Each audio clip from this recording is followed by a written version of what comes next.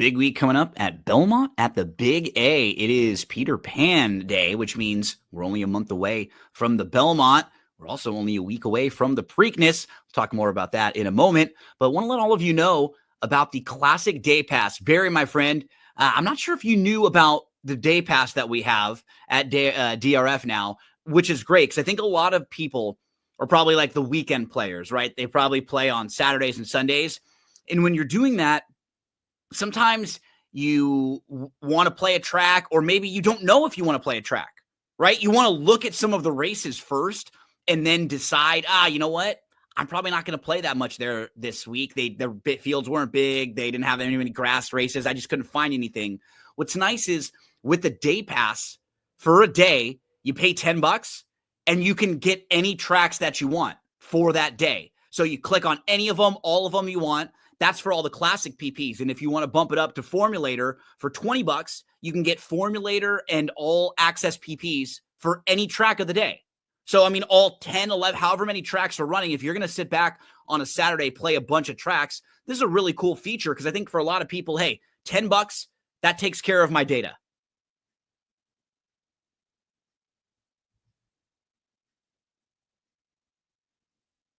Uh-oh. Sniper. Are you there, my friend? Couldn't hear you for a sec. How about now? There we go. All right. The sniper, Barry Spears. So, yeah, I haven't promoted this one a whole ton on our streams, but I think it makes a lot of sense for probably a lot of people that watch these shows that are the weekend warriors. Yeah, no, this is huge because, back in the day, like when I used to play more haphazardly, let's say, I would look just like you had said, look at all the cards and look at all the races and decide which ways I wanted to go. And, there really wasn't a feature like that. You kind of had to Pay for select, each track, right? right, either pay for each track or get the ones in the digital form with the 4 or 5 that were the bigger tracks usually for the day. This opens up a lot of possibilities, especially, some people play off momentum and say you do well early in the card or early in early one in the day, card at one track, right? And then you can or you can just download the others for night if you want to continue playing or wait or do whatever. It's a lot of flexibility that horse players didn't have before. Completely agree. Love this. Check these out. Unlimited tracks you can play all day with the Classic Day Pass or the All Access Day Pass there. Barry, we've got a really good card coming up at Belmont at the Big A this weekend. Fingers crossed. Let's hope the weather cooperates. I think it's supposed to rain a little bit on Friday. We'll see how it is going into Saturday. But we're going to talk about the late pick 5, and 4 of the races are stakes races, including 3 graded stakes races. And I like when it ends with the feature. It ends with the Peter Pan in the 11th race. There isn't that either maiden race or maiden claimer at the end. I just like when it ends in the more formful races for a lot of the exotics that we're rolling. And they've got it set up really well this weekend. Yeah, it's kind of old school, where the racing ends with the big race and you cash all your tickets after the big race. I remember as a kid at Saratoga, everything would end with the biggest race at the end of the day. And that was always great, especially the pick 6. So we're going to look at the pick 5 for Belmont at the Big A this weekend, races 7 through 11. Now, I will try to mention there is a little bit of crossover because it's opening weekend at Monmouth.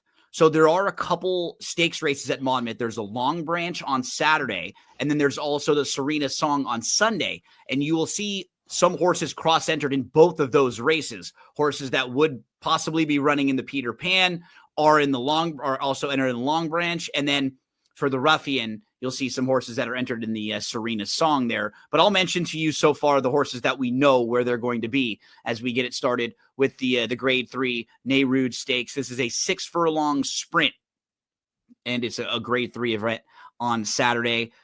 Mentioning some of the horses that are top players in here. I mean, What You Talking About has done nothing wrong. He's 6-5 on the morning line, and I want to give him a lot of credit, but we do have to say, all of his work has been against New York breds. So he has not faced open company, and he's been your heavy favorite in a lot of his races. And the last couple particular, he was beating up on horses he was just much better than last time out when he won by 8. He earned 106 Beyer speed figure, which is awesome. And the horse he beat came back to win a second level allowance. But again, that's all against New York breds. So while he looks very formidable on paper, it is a little bit different when you face open company sometimes. The one is logical, one the Tom Fool 2 starts back, kind of honest horse who just got caught up in a little too much of a battle last time out. He's actually better, I think, when he can sit off a little bit. Then you've got Anarchist, who's a little bit interesting because he had this awesome 2023, where in 2023, he was in the money in all of his starts. And I mean, they were excellent. He's behind Spirit of Machina, Motorious, Brickyard Ride. He wins the graded stakes up at Woodbine. He ran an awesome race behind Elite Power at Belmont in the True North, got kind of stuck down on the inside. And I don't know if he was going to beat him, but he would have been a little closer that day. And he already ran a bang up race. He was right behind the Chosen Vron in a very loaded Bing Crosby. He came back and won the Pat O'Brien. Excellent 2023. Then in 2024, not quite the same. Didn't really fire the greatest race at Churchill to start. Then at Del Mar, Bing Crosby, a year earlier, he was second. He was fifth in the year later, but he ran okay in the Korea Sprint behind a very nice horse named Remake. And when he started this year, his first couple races weren't very good. But then in the Count Fleet, he ran a bang-up race behind a horse named Booth, who is probably one of the better sprinters right now in the country. He's won 3 straight races, including the Whitmore and the Count Fleet. So he's kind of an interesting horse because did he have like a bounce back race last time out? Is he maybe kind of trending back in the right direction? Not sure. Those are some of the horses I think are going to take a lot of money in here, Barry. Who do you want to talk about? Yeah, it seems like Anarchist is starting to hit his stride again. That last race was really good at Oaklawn, when he was behind Booth and Rivet. Those are really tough rivals, and I think they might be a little bit tougher than most of this field. I agree. And he's going to be tough if he gets a good position, which I think he can. I'm not really sure if Full Moon Man is going to try to out quick Silver Slugger, but if they do kind of hook up, but I think Full Moon Madness is going to want the lead. I mean, especially where he's drawn, it's kind of tough not to be. Not to mention he was in front of a super fast Quince Brew last time. I think naturally he might be, just right there and be battling for the lead, and that just kind of leaves, it right for a horse to sit right off, like Surveillance or Anarchist, and those are the two that I kind of locked in on for this race.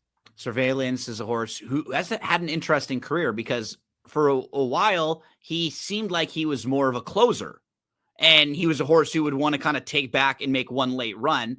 And then recently in a sloppy track race, they just kind of put him on the front end. So it's nice to at least know you have some options. He's kind of rounded back into form now with Linda Rice. And he is a horse who's an 11-time winner. He just went over $1 million in his last couple races. So he has some versatility to him, Barry, and he can probably adapt to different things in this race. Yeah, absolutely. And I fully expect that. His last race, the bounce back after the Carter was pretty good. I mean, it just showed how that race really was strong enough to beat a field like that, and they weren't too bad. That optional claimer 80,000. No, this is obviously more of a class test, but I think he can handle it because of the trip, and he's actually running better than he has ever. Yeah. So I think that works in his favor.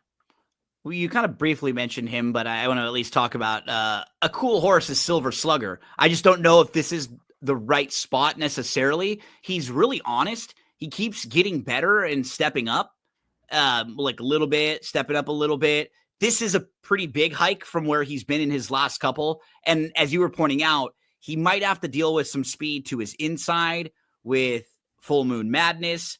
And, and then even a horse like Anarchist and what you're talking about, like I don't think they want to be on the lead. I think they both want to be sitting like third.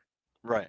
And not far off. So I don't know how easy it's going to be for him with some class breathing down his neck, but he's a pretty cool horse who, obviously had some physical issues early on in his career, but he sure likes to win races. Yeah. I mean, we got a lot. We got to see him a lot at Tampa over the last few Yep, years, and he's dominated. It's just the class test. I mean, you see, he ran in the Pelican, and Nutella really, did handled everything he him. could to lose, and this horse was 3 lengths back in sixth place. So that field though was a stronger than it looked. Yeah, I it mean, wasn't a Carolyn bad Chick field. was good. Life is Precious is pretty decent, and then you have this horse that was in there. But definitely getting the class test. I mean, the only way I think that horse can win is if so happen, He gets everybody loose. kind of right. Everybody kind of falls at the start. This horse just controls the pace from start to finish. Yeah, if like everybody's looking around and like, okay, let's sit second and third, and they Right. really let him go, that would be a scenario maybe where we could see Silver Slugger. But I started with the 5 Anarchist. Barry agreed he's going to be pretty tough in here. Barry also mentions the 4 Surveillance, and 3 is super logical. What you're talking about. We'll see how he steps up when he faces Open Company here after facing New York breds throughout his career. And what do you do with the horse like Full Moon Madness, who has shown some really good races, but what kind of trip are they going to look for in here? That's the Neyrood, grade 3. It's going to kick off the late pick 5 on Saturday. We move to race number 8. This is the only one in the sequence that's not a stakes race, but it's still a solid non-winners of 2, going a mile and a 16th on the turf course. The number 1 Activist Investing has shown ability, but he's had a tough time staying on the track. He missed time from October of 22 to August of 2023. So 10 months there. He shows back up. He runs 2 races.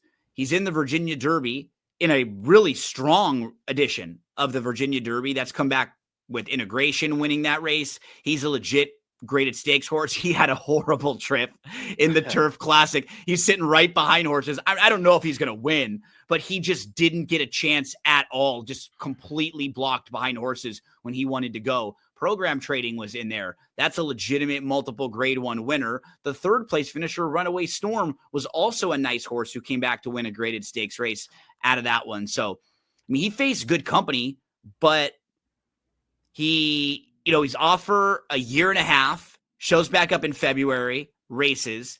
We don't get another race for a couple months, but he's been pretty steady on the tab for the most part. Like you see, he ran February 6th.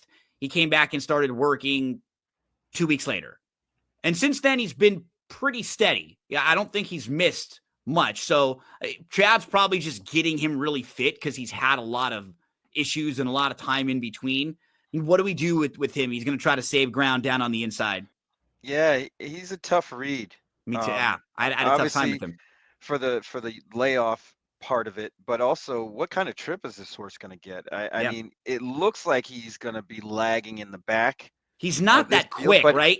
He's going to be farther back than I think his last race was. Like, I think I so don't, also. yeah, like, I don't think he's that quick. That race he was in that last time, that field wasn't that great. That February Gulfstream race, it was okay. Degree of risk is okay. So he sort of got like a pretty nice trip in there. He could win, obviously. I like 1 or 2 others more in here, I think. Yeah, I mean, I personally think he's probably going to be way over bet Agree in on that. comparison to the chances he has of winning. Completely agree Um, on that.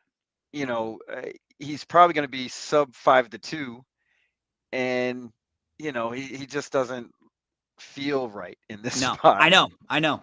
It's hard. It's just one of those horse player intuition things where Yep. it's just like, man, You I don't feel know it what to feels do. too short for the layoffs and all that. Like obviously he could win. I think the 4 is super logical. Yes. Enlighten. Like we've talked about Enlighten. We've played Enlighten a couple times, and he's been a little bit unlucky in his last couple starts. In particular, the most recent one when he just didn't have much of a shot. He got to the rail and he was saving ground and he tried to stay inside and he just had nowhere to go. I mean, he could have at least been 3rd in the race where he's 5th. We can kind of show a little bit farther. So he's the 13. And so you see, he actually is able to get over to the inside, which is a nice move from out there where he is. But then it kind of backfires because he wasn't able to get through when he wanted to go. See, right here, he's sitting a great trip throughout a lot of the race, sitting in third, just hoping that he's going to find a way through him. And now when the real running starts, everybody gets to make their run, and he's just waiting. He has nowhere to go. And he's trying to find a spot, and he's kind of looking around, and now he's gotten shuffled back even a little bit more. And now by the time he gets a spot right about here, it's just too late for him. And he actually doesn't run poorly, but right here, where is he supposed to go? When everything kind of blocks up on him again. Now he tries to tip to the outside. And I don't know if he was going to win, but he certainly would have finished third in front of those two horses after re-rallying. So I think he was really unlucky last time out, and I'm giving him a big shot right back here. Yeah, you kind of have to because of that fact that he did run that well. But I'm not convinced that, the 6 isn't just a better horse. Yeah, and it's all coming together. Who is a horse who has shown the ability to have some speed. He can sit off a little bit. That was also his first start since November, his first start back in the Serpy barn. Like, there's plenty of reason to think he can step forward off of that. Oh, sure. I mean, he got beat by Spirit of St. Louis back July or August last year. Yep, and that race looks way better now. Yeah, it definitely does. And now you see where Spirit of St. Louis has gone and where this horse has gone. So that last race, I like it a lot to set up for this one. Hopefully, I think we're going to get more than 7-2. I wouldn't be shocked either, because the 1's going to take money and the 4's going to take money. Yes. Those 2 that we just talked about are going to take money. This horse could be 5-1. If that's the case, I'm going to have to push the chips in. Yeah. But one horse who's kind of odd that I want to give a shot to is the 3 Magical Ways. And I know you're going to look at the record and see this horse is 0 for 5 on the turf with 3/3. All of his wins have been on the dirt, but it's not like he hasn't been competitive on the turf. They're not awful races. No, and he's right there. And I think it's a matter of a little bit of racing luck and trip that will get it done. And I think he might get that here, because I would hope that Rudy Rod tells Ruben Silvera to get this horse in the race early. And if that's the case, that horse has a little bit of finish, and it doesn't look like there's any powerhouse speeds in here. I'm pretty sure the 6 doesn't really want the lead. Bonus Move might, but I don't think that horse can stretch out like this. No. So Magical Ways could actually sit a very good trip and might get just overlooked completely. The crazy long shot that I'm throwing in is the 5 for similar reasons that you're talking about, the trip that this horse might get. So this horse was a multiple Group 1 winner in Brazil back in 2023, had a year off, shows up at Woodbine, and that first start in June of 2024 last year, that was not bad at all. He ran 4th. He ran exactly like a horse that needed the race. He was forwardly placed throughout a lot of it, got a bit tired late, and he finished 4th. He had an 88 Beyer speed figure. All of that is good. But following that, he had another layoff, and he was off till January of 2025. They show up then.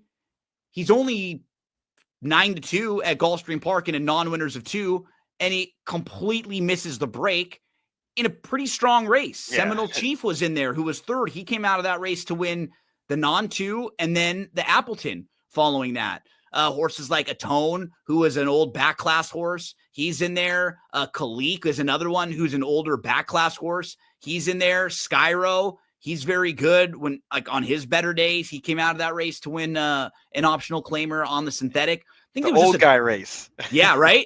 And it was a strong group, and he just completely misses the break.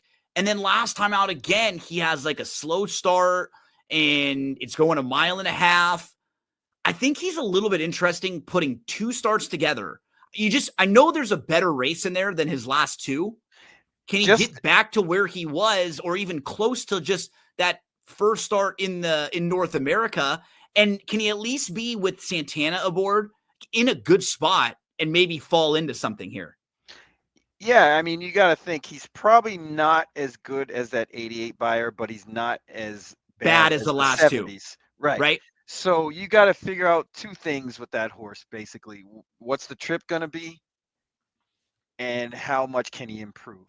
Yep. And make sure that you're not like, he's got to be 15-1, right? He's going to be a big price. You want him to be a big price. You're not taking him at shorter than that. But, can he get back to some of his better races, whether it was the one at Woodbine or the ones in Brazil before?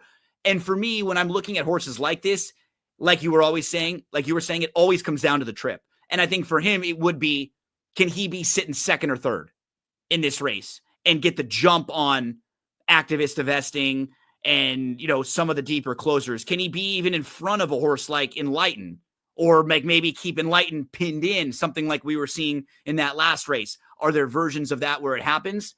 You know what? I'm going to throw him in a pick 5 or 2 in the race and kind of key in some of the other races where I really like horses, because I do want to have something if this guy wins, because Oh, yeah. there's something in there, and he's going to be a big, big price. That's Raptors. Anything else in here worth mentioning? None of these this is a stake, so these aren't any of the horses that were like cross-entered at Monmouth or anything like that. And then you have some of the main track only runners. You want to take a look at them. But race 8, this one would kick off your late pick 4 sequence at Belmont at the Big A. As we turn to race number 9, 3 straight stakes races to close out the card. We are going to scratch the 1, Bunratty Manor, going to run at Churchill, and the 9 also serving time, going to run at Churchill in a stakes race this weekend. So that means the 11 is in. Warming will be in. So looking at this field, Barry, 6 furlongs on the turf, it's the Take a Train. I think the 8, Hey Birdie, super logical, 2 for 2 for Cherie DeVoe, and DeVoe had another one that she's going to reroute, so they're not racing against each other. And Birdie was able to win in a race taken off the turf in the debut, a couple months off, came back in a turf sprint, really nice, coming from off the pace, and the horse she beat came right back to win their next start, bet to win it. So positives for a horse who's going to take a good amount of money. Also think the 7, Lovely Emma, really quick, put it all together last time out. You go through the field. If the 6 doesn't show the kind of speed she did in her debut, the 7's probably going to be cruising and be able to take this field as far as she'd like, especially with a guy like Pratt aboard who's so good at navigating situations like this. She seems to be training pretty well too over at Keeneland, and now moves to the Belmont at the Big A track.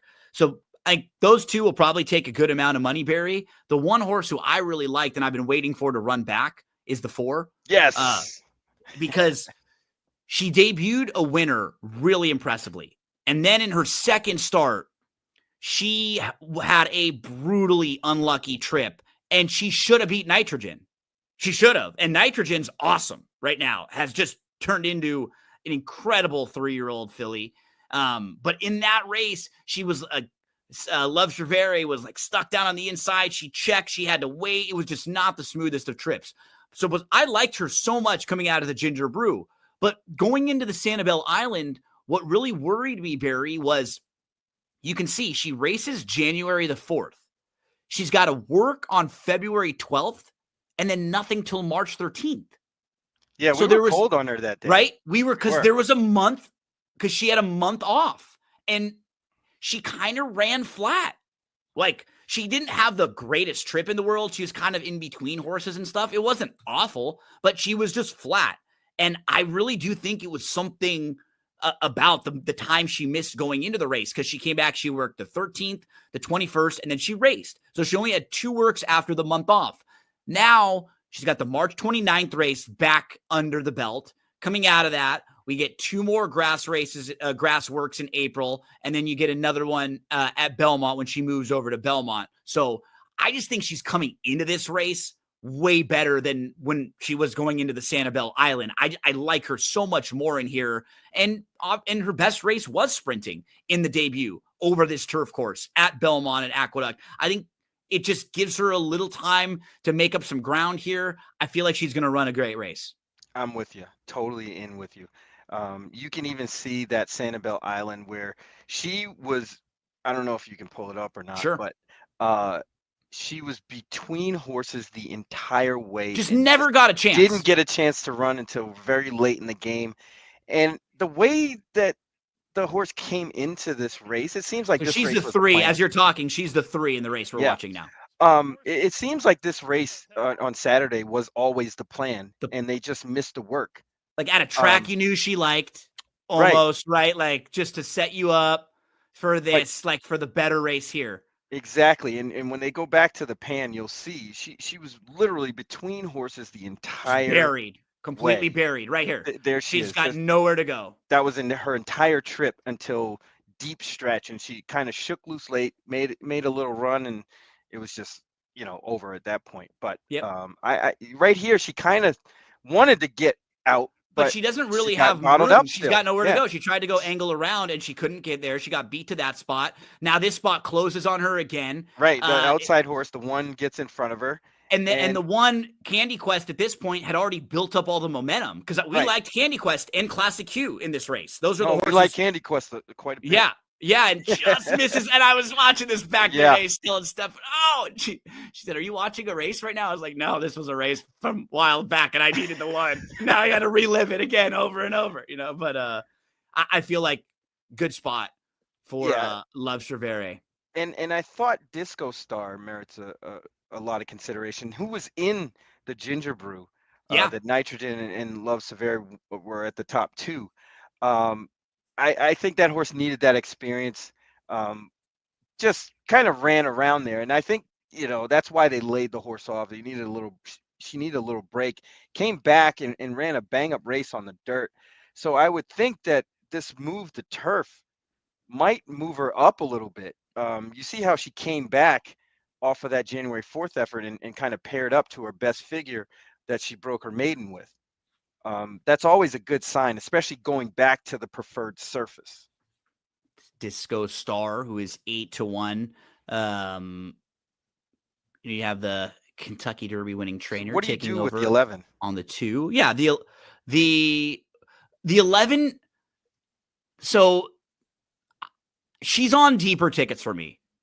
Like Okay. I'm not completely against her. I'm just a little bit worried because we're coming on a long layoff now. Like the layoff doesn't worry me as much as like the layoff plus the step up in class Yeah. plus the draw. Right now we're dealing with 3 things. Like this horse is going to be hooked wide plus the 10, 11 months off plus stepping up in class. Those are a lot of things. It's got to be built into her price. I don't want her to get bet too much, but I think she certainly has some talent. It's kind of just asking a lot of her, I think. Yeah, it's I felt it was a curious place for this horse to land. Yeah, I agree. But she's certainly not without a chance. We talked about both the 7 and the 8 who look super logical. The 6 is actually, if you toss the Natalma going long, the other 2 races aren't bad for Anna Squall, and the debut showed some legitimate sprint speed at Saratoga. Maybe we could get back to seeing some of that pace from her. The 5 I also thought was kind of an interesting horse just to mention because they wanted to get this horse on turf in the debut. Race was taken off, came back, won a race at Laurel. Then on March the 21st, it probably needed the race coming off the bench when behind Hey Birdie. Last time out got put up via DQ. Didn't have the best of trips. It was a little green late. The blink should help this horse. Actually, decent pedigree too. American Story was legitimate graded stakes placed horse, and this is a half to a horse named American Gal who was actually pretty good. Also, even though Magic Tap had some good races here for Asmussen, so this pedigree isn't bad for Gata Brazil, but I think the 7 and the 8 kind of feel like the horses to beat. The 4 might be the one to bet in this race. Yeah, I hope so. I really hope that it shakes out that way. And I'm hoping the 6 takes some action too. and that will push our horse's price up a little Yeah. bit more. Yeah, I think just on the connections, it probably will. Anna's call. So there's the 9th race. That is $150,000 stakes. We've got back-to-back graded stakes races to close things out. First up, the Grade 2 Ruffian. This is where you will have some horses that are entered, cross-entered, like the 1, Take the Money Honey, who really hasn't done a whole lot wrong. Actually, the 1, 2, and 3 all are cross-entered in the race at Monmouth on Sunday. And this is a tougher spot. Like the 1, 2, and 3 would be your 2nd, 3rd, and 4th choice in the race at Monmouth Park. They're facing Power Squeeze on Sunday. It's only a field of 6. So, I mean, I'm thinking that all 3 of them probably go that way. Yeah. Because they would be like way more of a player in that field. So just worth mentioning, we know for sure that the Dazzling Move, both the Saffies are out.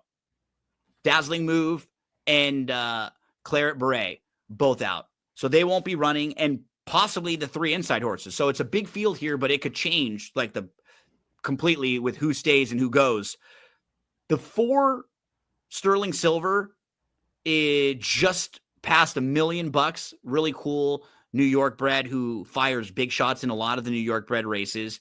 You have Jody's Pride, who was a really good horse early on in her career, and she's missed some time. Almost won that Inside Information when you and I were at Gulfstream. She ran a bang-up race, and then she just missed the break on a wet track, and she just had no shot in the Azeri last time out. My Main Squeeze is in really nice form, too. Nothing wrong with her race in the Madison, that Grade 1, where she finished 3rd behind Positano Sunset and Emery, instead of racing in a really tough Derby City Distaff when she would have been a huge, huge price there.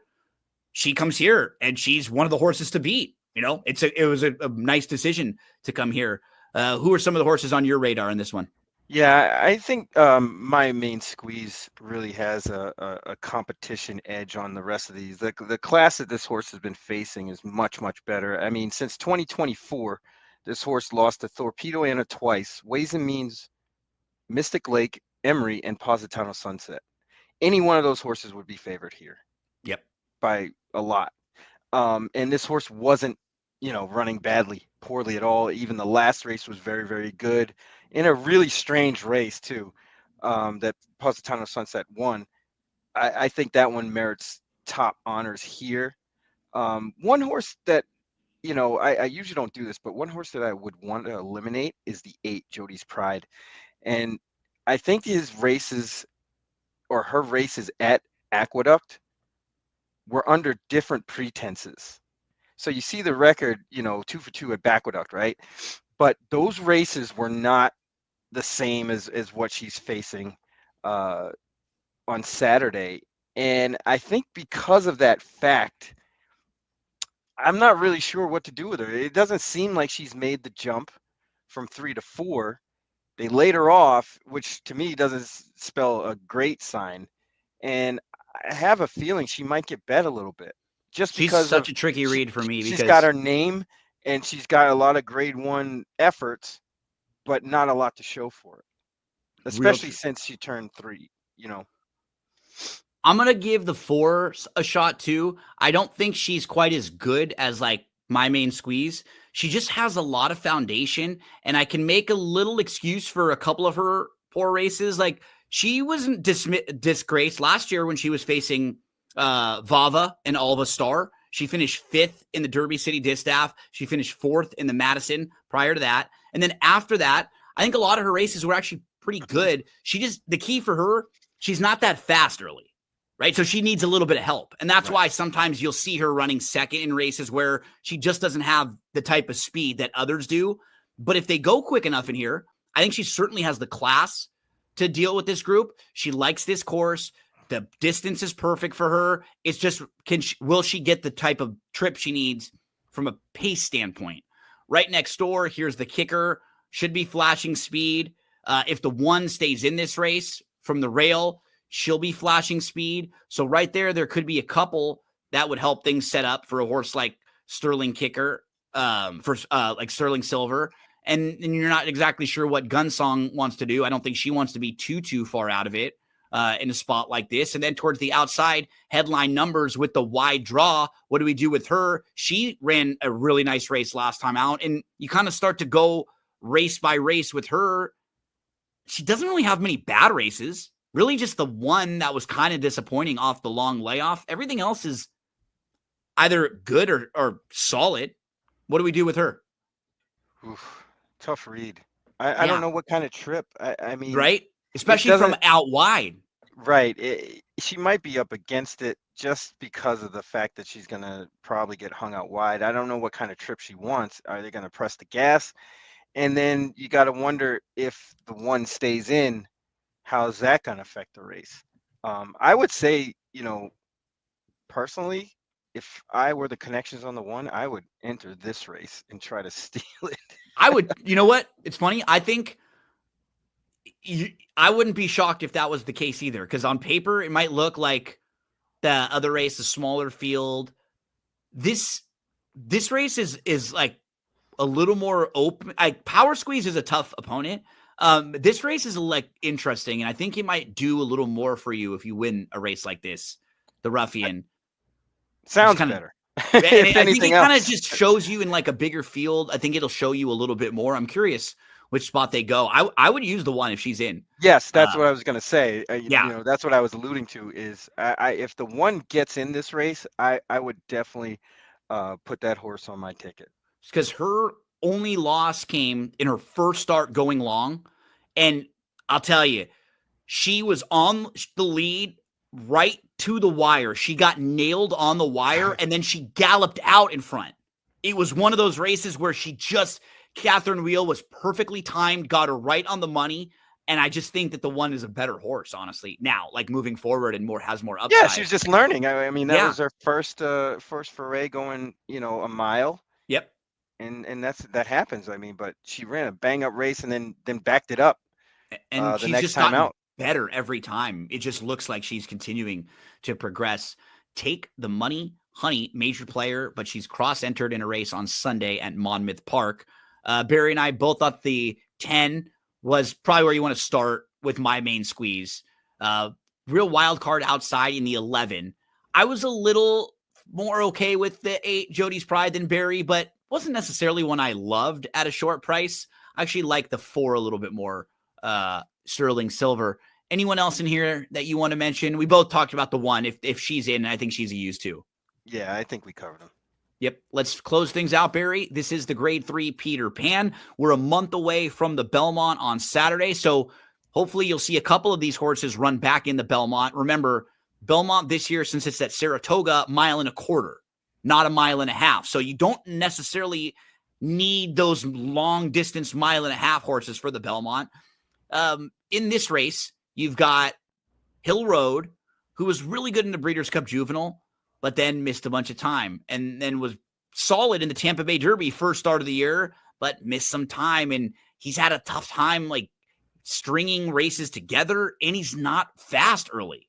So both of those are kind of knocks against him. He goes out for good connections, and both of the races he's been behind like lone speed winning situations, so he hasn't got his trip. I just don't know if he's going to get it in here. McAfee is the bro to Torpedo Anna, so always worth mentioning that one. And I think Pat's got a big match coming up this weekend with Gunther. So shout out there. Pat's coming off the broadcast table on Monday Night Raw. He stood up for Michael Cole when Gunther picked on him. The 8 Captain Cook was the favorite in the Wood. He honestly didn't run that bad. Yeah, I was going to say, he didn't really run that badly. He just kind of, it was such a bizarre race because Rodriguez just popped the gate and kind of dominated. Grand just followed that one for the most part. And he was fledgling kind of in the back. And I think that proved he wasn't ready for that kind of competition yet. As those 2 at least are probably just a little better than him. Yes, at this point. But I think this horse might be better later on. I agree. And this feels like a great spot for him to try to get, prove he got the mile in Nathan the Withers, but to prove that distance is no problem for him. There's just not that much early speed in here either.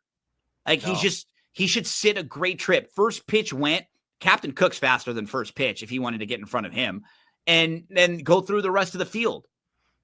Yeah, I Where's the mean, speed coming from? He could clear the field if he wants. yeah, I think the one who I like quite a bit in here Me too. is probably gonna be close to the lead. And they've And said that in the article that Dave Grenig wrote about this race, because you look at him and you watch his last 2 races in particular. he was in tough. He was in deep. And he he doesn't want to come. He's like one of those grinding horses that you got to kind of be like a little aggressive on early, put him in the race, and then he'll keep grinding. But if he has to be way out of it, he's just not going to make up ground. And he gets a little lost in the middle of the races both times, where when he's 4 or 5 lengths behind, he's like, screw it, I'm done. And then he re-rallies again a little bit at the end because he still has something left in the tank. I'm just expecting them to be way more aggressive, especially with the inside draw here. Yeah. The Magnitude ran a pretty fast race in the Ridden Start. He had nobody was shot. beating him that day. But he ran very, very well that day. Really well. He was my top pick in the Louisiana Derby. I bet him in that race coming off of his like sneaky, weird Louisiana Derby race or a Risen Star race. Yes. And, that race, he didn't have a shot either. He was wide the whole way. Yep. I mean, he gets inside. There's hardly any speed, and he's going to be forwardly placed. So I'll give him a great shot at 5-1. I don't really believe we'll get that. I think it's going to be more 7-2, right? But he's going to sit a great trip. Hill Road, I'm against. Me too. I mean, the chance to make Patrick finish in front of him, and that horse, you need a search party to find him at this point. Hill Road probably did run sort of a better race that day, but the horses coming out of that race haven't lit anything up other than Owen Almighty, who bounced back basically in the Derby. But what I'd like for him, I'm skeptical. If you're a fan of him, or if what I would like for him is good second or third here, and then you're back in the Belmont and you're back again in the Travers. And then in one of those races with like a bigger field where there's more speed and he's a little forgotten about, sets up better. That's where I'd look to play him, right? Like he gets a little more pace. He'll get 1 or 2 of the horses that come out of the Derby, that were speed horses. So yeah, I'm cold on him in this spot. The horse who I am using though, Barry, is the 6, who I liked last year. And that's why. Like I liked Uncaged last year. I liked his debut. It was very good. And then he was just off from August all the way to March. He showed up in March, got outrun. Just looked like a horse who completely needed the race.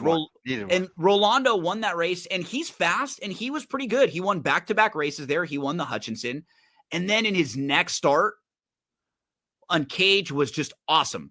He came from the back. It was a huge move, and it really just looks like distance for this guy will be, and that's exactly what Pletcher said. Like he's really excited to stretch him out a little bit more. Third start off the bench. I think he could be naturally just a little closer early because there's not that much speed in this race. And he's coming out of races where they've gone 45 and 1 to the half in all 3 races. So just by default, he's been in a little quicker races. I think he's going to run well here. Yeah, I think so too. He looked like a horse that figured it out in the last race at Aqueduct. And I also want to note that I don't believe that his wins were a factor of the racetrack.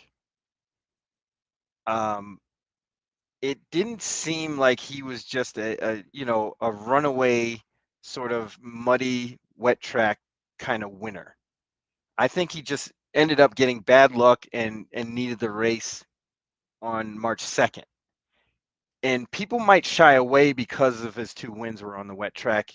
Yep. I mean, if it's wet, he'll probably get overbet. And he's a little low on speed figures, so I don't know if he's going to get completely like hammered at the windows. I think we might get an okay price on him. Yeah, definitely. Because he's not and doesn't have the overwhelming speed figs, but I like him in this spot. Yeah, you and I both agree that Captain Cook's kind of the one to beat, and that the 1 is also super, super logical. Vossimo. I'm going to probably use those 3 in a lot of my exotics, like the 1, 6, and 8. Try to get, if I'm alive to those 3, I'd be happy if I can be alive in this pick 5 with those 3. Barry, my friend, a solid Saturday at Belmont at the Big A. It's the week in between the Derby and the Preakness. Next week, we'll talk some Preakness. I'll actually be heading to Pimlico next week for the first time. That should be fun. But talk to us about the Notorious OTB. I joined you guys last week. We talked Oaks Day. What do you have coming up, and where can folks find the Notorious OTB? Anywhere they get their pods, YouTube, right? All over the place? Yep. We have a YouTube channel now. Pod on Spotify, Apple, anywhere you can get podcasts. But we hit a couple of tracks, smaller tracks at the beginning of the week. We usually do a $100 budget podcast where we go through the card and how we would bet it with $100. We did it this week for Peter Pan Day, so you can go check us out and see how I would bet these horses. Barry, my friend, thank you so much. All of you, we appreciate you hanging out with us here. Subscribe to the YouTube channel. If you're checking this out on Twitter or on X, follow us at Daily Racing Form. Milo is ready to rock and roll, so that means my time here is done. But don't forget about the unlimited pass performances, all day pass, just $10, all the tracks you want. Good luck playing the races this weekend.